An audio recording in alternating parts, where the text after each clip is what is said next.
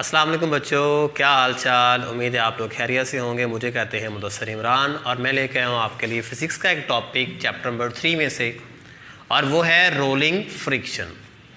Students, आपको याद होगा लास्ट लेक्चर में हमने फ्रिक्शन पढ़ा था कि फ्रिक्शन क्या होती है। उसमें हमने पढ़ा कि friction is a force that opposes the motion of body. जो किसी जिस्म की मोशन को रोकती है उस फोर्स को फ्रिक्शन कहते हैं। और उसमें हमने ये चीज़ समझी थी कि ये हमेशा कांटेक्ट की वजह से प्रोड्यूस होगी, हमेशा कांटेक्ट की वजह से, कि जब दो बॉडीज आपस में कांटेक्ट में होंगी तब फ्रिक्शन प्रोड्यूस होगी। फिर हमने पढ़ा था कि फ्रिक्शन पे फैक्टर्स कौन कौन से इफेक्ट करते हैं। उसमें जो सबसे पहला फैक्टर हमने पढ़ा था, याद है किसी को? जी याद होगा आप लोगों को। हमने पढ़ा था पहला उसका जो फैक्टर जो इफेक्ट करता है फ्रिक्शन पे, वो था area of contact point. Area of contact point, contact point का एरिया किस तरह से इफेक्ट करता है। हमने पढ़ा था कि एरिया ऑफ कांटेक्ट पॉइंट इस तरह से इफेक्ट करता है कि static friction is directly proportional to area.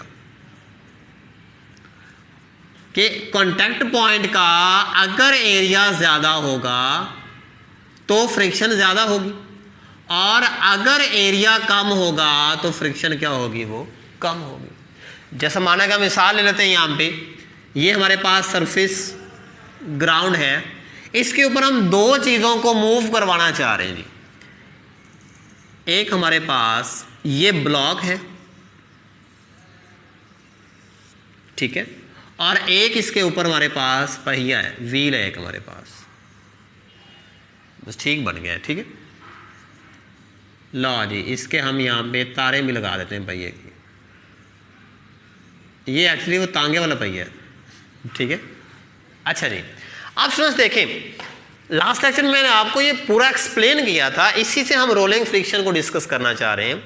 देखें, इसको मैं यहां से अगर फोर्स लगाता हूं इस साइड से, यहां से, तो ये क्या करेगा, इस सरफेस के ऊपर स्लाइड करेगा। क्या करेगा? स्लाइड करेगा, ऐसे घिसटता हुआ चला जाएगा। स्लाइड तो आपको पता है ना क्या होती है, जिसके ऊपर वो ऊपर बैठते हैं और ऐसे करके नीचे आ जाते हैं, वो स्लाइड। मतलब ये भी ऐसे क्या करेगा, स्लाइड कर रहा होगा। अब होगा क्या, चूंकि इस स्लाइडिंग सरफेस और ग्राउंड के दरमियान कांटेक्ट पॉइंट काफी सारा है, इतना एरिया बनता है कांटेक्ट पॉइंट का। ऐसा ही ना, कांटेक्ट पॉइंट का एरिया इतना ज्यादा बन रहा है। अच्छा भाई, आप याद करें, हमने बढ़ा के अगर कांटेक्ट पॉइंट का एरिया ज्यादा होगा तो वहां पे कोल्ड वेल्स भी ज्यादा होंगे। बात समझ में नहीं आई? देखिए, यहां पे एरिया अगर ज्यादा है तो सिंपल सी बात है कि यहां पे कोल्ड वेल्स भी क्या होंगे, वो ज्यादा होंगे। कोल्ड वेल्स होते क्या है, हमने पढ़ा था कि भाई कोई भी सरफेस जो हमें बिल्कुल स्मूथ नजर आती है वो रियल में स्मूथ नहीं होती। अगर माइक्रोस्कोप से देखें तो उसकी सतह पे काफ़ी सारे बर्ड्स नज़र आते हैं। ये बर्ड्स कुछ ऐसी साइट्स प्रोड्यूस करते हैं, ऐसी साइट्स क्रिएट करते हैं जो फ्रिक्शन का बायस बनते हैं। उन साइट्स को क्या नाम देते हैं हम? कोल्ड वेल्ड का नाम देते हैं। चूंकि यहाँ पे सरफेस ज़्यादा है, कॉन्टैक्ट पॉइंट का एरिया ज़्यादा है, सिंपल सी बात है यहाँ पे कोल्ड वेल्ड भी ज़्यादा होंगे। जब कोल्ड वेल्ड ज़्यादा होंगे तो सिंपल सी बात है कि इसके लिए फ्रिक्शन भी ज़्यादा होगी। तो यहाँ से ये बात समझ में आती है कि स्लाइड करने के लिए, बॉडी को स्लाइड करने के लिए फोर्स ज़्यादा लगानी पड़ेगी। क्यों? क्योंकि इस पर फ्रिक्शन ज़्यादा एक्ट कर रही है। फ्रिक्शन क्यों ज़्यादा एक्ट कर रही है? क्योंकि कॉन्टैक्ट पॉइंट का जो एरिया है वो ज़्यादा है। कॉन्टैक्ट पॉइंट का एरिया ज़्यादा है तो कोल्ड वेल्स भी ज़्यादा होंगे। अगर कोल्ड वेल्स ज़्यादा है तो सिंपल सी बात है कि फ्रिक्शन भी ज़्यादा होगी। इससे बात यह समझ में आई कि जो स्लाइड करते हुए फ्रिक्शन है, जिसको हम स्लाइडिंग फ्रिक्शन कहते हैं,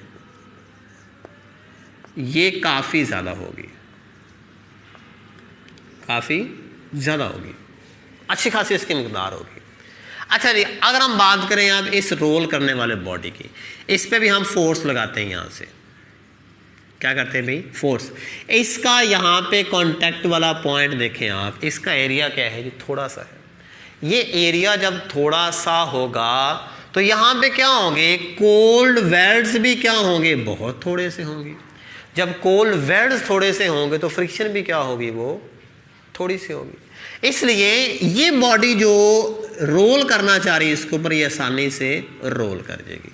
तो यहां से बात ये समझ में आई कि जो रोलिंग फ्रिक्शन है,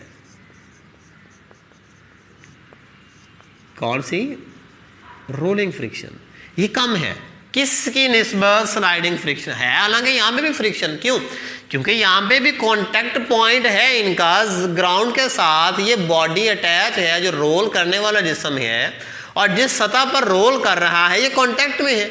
अगर कांटेक्ट में है, सिंपल सी बात है कि इनके दरमियान कोल्ड वेल्ड्स होंगे, और कोल्ड वेल्ड्स किसका बायस बन रहे होंगे, फ्रिक्शन का। तो यहां पर फ्रिक्शन है, ये नहीं कि फ्रिक्शन यहां पे नहीं, फ्रिक्शन मौजूद है, लेकिन इस तरह से है कि ये कोल्ड वेल्ड्स को तोड़े बगैर बॉडी मूव कर जाएगी। कोल्ड वेल्ड को बगैर तोड़े क्या कर जाएगी, मूव। जैसे हम यहां पे बनाते हैं भी, ये हमारे पास है जी इसकी सरफेस, ठीक है, और बॉडी की जो सरफेस है, जाहिर सी बात है इसके ऊपर भी क्या है, बर्ड्स हैं, और ये भी कोल्ड वेल्ड प्रोड्यूस करवा सकते हैं।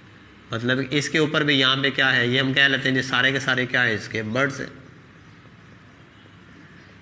अच्छा भी जब ये बॉडी को हम ऐसे इसके ऊपर स्लाइड करना चाह रहे होंगे तो क्या होगा, जैसे इस केस में हम देख रहे हैं, यहाँ पे अगर हम इसको स्लाइड करना चाह रहे हैं तो सिंपल है कि ये कोल्ड वेल्ड जब तक टूटेंगे नहीं तब तक ये बॉडी आगे मूव नहीं करेगी।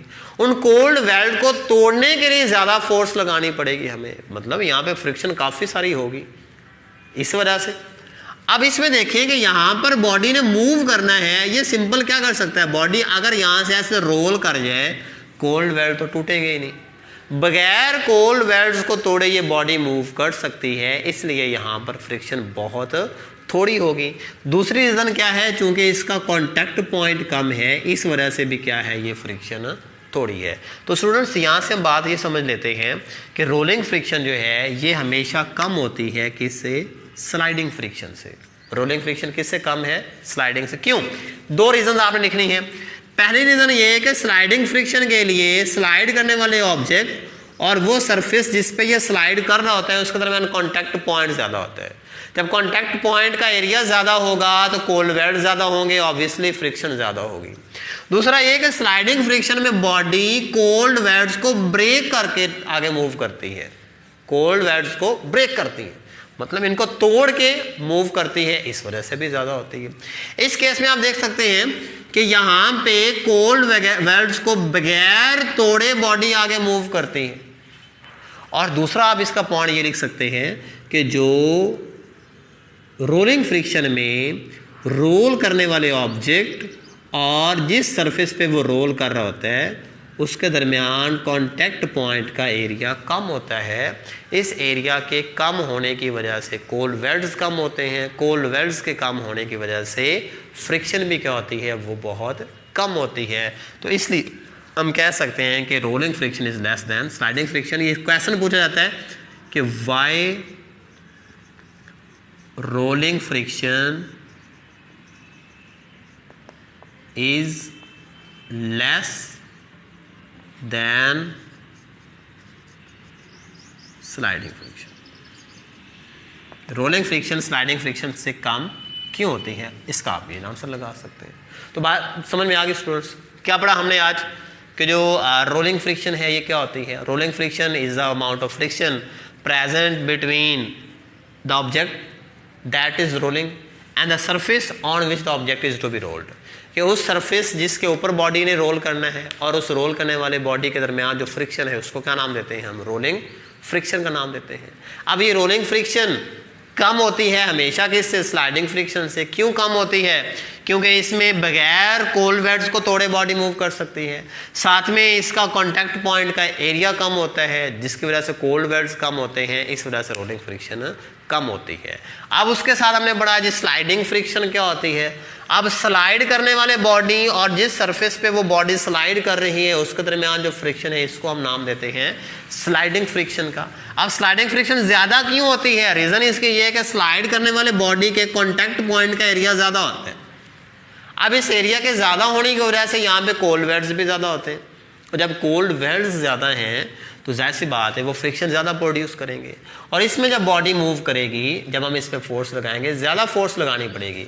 उसकी रीज़न क्या है कि ये बॉडी कोल्ड वेट्स को तोड़ के आगे मूव करती है। रोलिंग फ्रिक्शन में बगैर कोल्ड वेट्स को तोड़े बॉडी मूव करती है, इस वजह से रोलिंग फ्रिक्शन कम होती है और स्लाइडिंग फ्रिक्शन ज़्यादा होती है। तो ये था हमारा आज का टॉपिक। स्टूडेंट्स मिलते हैं एक नई वीडियो के साथ, तब तक के लिए अल्लाह हाफिज़।